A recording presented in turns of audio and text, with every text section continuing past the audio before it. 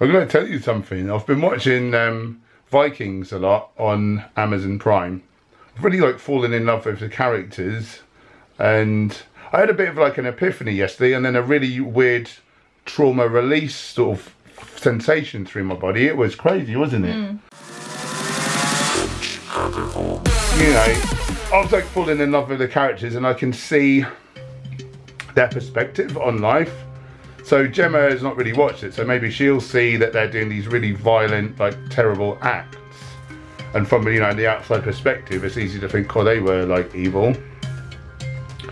And then I was sort of explaining their sort of story of how, you know, they're farmers, and then the land's not very fertile, you know, where in Scandinavia, where they were. And, you know, if their crops fail, they can starve to death, and like they're trying to provide for their families, and so the men like go out raiding, like pillaging.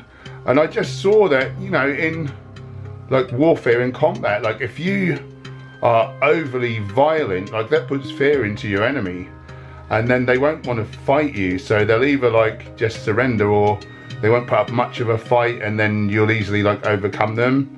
And you're just not risking yourself getting hurt. So I think it's out of fear that they acted that way.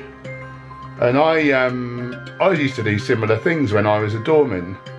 And I sort of forgave those Vikings because I'd fell in love with the characters. I could, you know, I sort of connected with them, and then like I could see that they were coming from a place of fear, which is why they act this way. So I was like sort of forgave them in a way and explained their perspective to Gemma.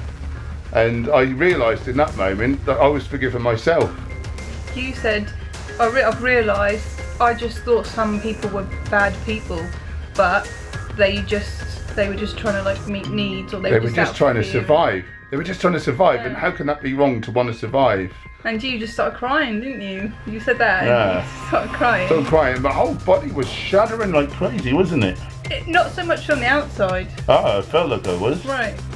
My whole body was convulsing. That was really weird. I think it was more happening to you on the inside. Right. I felt like all my muscles were like sort of tensing up, and then like just a shake. Oh, wow. I thought that was quite mad. I don't think I was really shaking. That must have been internal then. Yeah. But that felt like some crazy expansion and forgiveness. And how do you talk about all that stuff? What would you say? You just had like a crazy realisation. Yeah. I just thought all my life some people are goodies, some people are baddies. Now I realise, no, everyone's just trying to avoid pain, seek pleasure, and survive and be happy. You looked at something within you that was maybe more in the subconscious, or like that you didn't know you had to deal with. You got shown that externally through other people, and then you applied it to yourself, and then like, oh. The outside world is a reflection of what's going on inside, so... It's spiritual guru, so if you want to change the world, like change yourself internally, yeah, and that reflects. I don't get that 100%, but it's starting to make a bit of sense. Certainly that experience, you could see that something external did affect you, and it did mean something to you big time. Oh yeah, so we were talking about my tattoos as well, and you know, I've got all these tribal tattoos.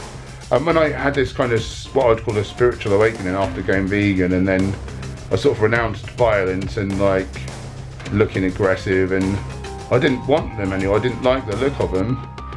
But now I've sort of evolved again, and I think I'm trying to represent veganism in a positive alpha, like high octane sports performance type way, and like trying to reach like guys, and you know, most guys want to be covered in tattoos, and I don't see it as a negative now. I see it as, how do I explain it?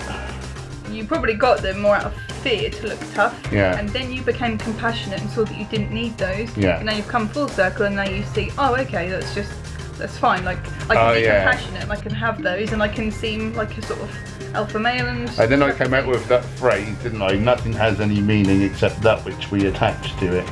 Yeah, that's another biggie. This has been a bit profound. Let's get back to food and lifting stuff up and silly down. Stuff, bums. Blah!